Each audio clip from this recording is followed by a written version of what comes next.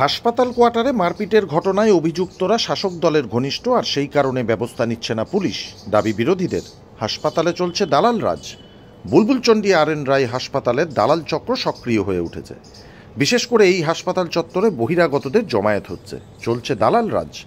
মাঝে মধ্যেই এখানে নিজেদের মধ্যে গোলমাল হচ্ছে, যার ফলে হাসপাতাল চত্বরে নিরাপত্তা থাকছে না। নিরাপত্তা নেই রোগী থেকে শুরু করে রোগীর আত্মীয়, চিকিৎসক, কারোরই। এমনকি এরা গোলমাল করতে করতে হাসপাতাল চত্বরের কোয়ার্টারেও ঢুকে পড়ছে। প্রসঙ্গত মালদার হবিবপুর ব্লকের অন্তর্গত বুলবুলচন্ডী আর.এন. রায় গ্রামীণ হাসপাতাল। এই হাসপাতালে রয়েছে হাসপাতাল কর্মীদের জন্য কোয়ার্টার। হঠাৎ দেখা যায় দুই যুবক মারামারি করতে করতে কোয়ার্টারের মধ্যে ঢুকে পড়ে। সেই ছবি সিসিটিভি ক্যামেরায় উঠে আসে। এই ঘটনায় কোয়ার্টারের বাসিন্দারা আতঙ্কিত হয়ে পড়ে। তাদের পক্ষ থেকে হবিবপুর থানায় ইতিমধ্যেই অভিযোগ জানানো হয়েছে। এই ঘটনায় পুলিশ এখনও কাউকে আটক বা গ্রেপ্তার করেছে কিনা তা স্পষ্ট করেনি হবিবপুর থানার পুলিশ। সিপিএম ও বিজেপির অভিযোগ, শাসক দলের প্রচ্ছন্ন মদতে হাসপাতালগুলিতে দালাল রাজ চলছে। মুদ্রা কথা হলো, তৃণমূলের আমলে এটা এখন জলভাত হয়ে গেছে।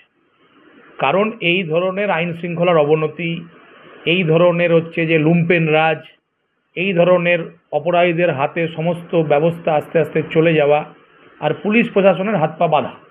পুলিশ কোনো ব্যবস্থা নিতেই পারছে না, কারণ ব্যবস্থা নেওয়ার জন্য পুলিশকে ফ্রি হ্যান্ড দিতে হবে, এবং সেই আইনের শাসন তৈরি করবার জন্য পুলিশকে পেছন থেকে যে আটকে রাখা হয়েছে, পুলিশ কাজ করতে পারছে না। স্বাভাবিকভাবে এই অবস্থা ঘটছে। এখনও পর্যন্ত এই ঘটনায় কেউ গ্রেপ্তার হয়নি। মানুষ আতঙ্কিত অবস্থায় আছে এবং এই অবস্থা চলছে, ক্রমাগত চলছে। আমরা মনে করি যে এগুলো কঠোর হাতে দমন করা উচিত, অপরাধীদের খুঁজে বের করা উচিত। হাসপাতাল স্বাস্থ্য পরিষেবার জন্য মানুষ যাবে, সেখানে মানুষ যেন যে কোনো ডাক্তারবাবুর চেম্বারে বা আউটডোরে বা যে কোনো এমার্জেন্সি পরিষেবার জন্য হাসপাতালে নির্ভয়ে যাবে এবং চিকিৎসা পরিষেবা নেবে, ফিরে আসবে। মাঝখানে যে এই দালাল চক্রটা চলছে, এটা কেন?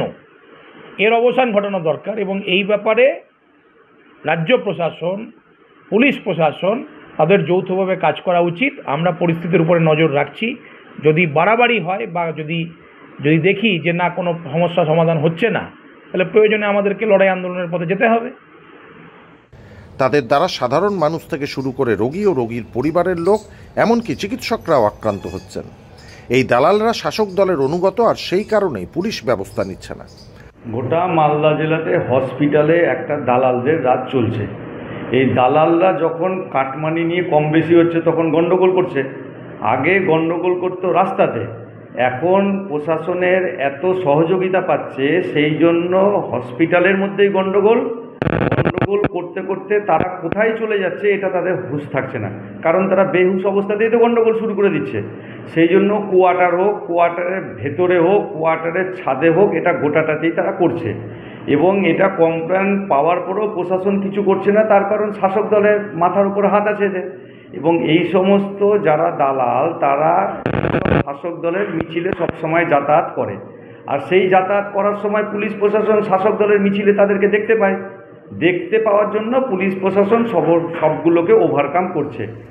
পাল্টা তৃণমূলের দাবি, মুখ্যমন্ত্রীর নির্দেশে ইতিমধ্যেই বিভিন্ন জায়গায় পুলিশ ব্যবস্থা নেওয়া শুরু করেছে। এই ক্ষেত্রেও আইন অনুযায়ী ব্যবস্থা নেওয়া হবে। যে কোনো ধরনের এনক্রোচমেন্টের বিরুদ্ধে আমাদের দল সবসময় রয়েছে। কোনো রকম ইলিগাল এনক্রোচমেন্ট আমরা বরদাস্ত করি না, করবও না।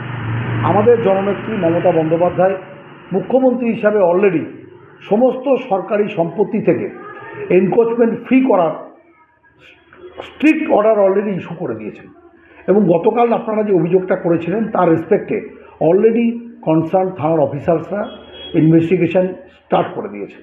তো যারা দোষী তারা পেনালাইজড হবে, এর বাইরে কিছু ব্যাপার নেই। আর বিজেপি কী বলছে সেই ব্যাপার নিয়ে আপনারা বেশি ওরিড হবেন না, কারণ এই বাংলা রাজনৈতিক মানচিত্রে শুধুমাত্র অভিযোগ করে বিজেপি টিকে থাকতে চাইছে। এভাবে পার্টিতে টিকে থাকা যায় না, মানুষের সাথে থাকতে হয়। ব্যুরো রিপোর্ট, সংবাদ বাংলা টিভি।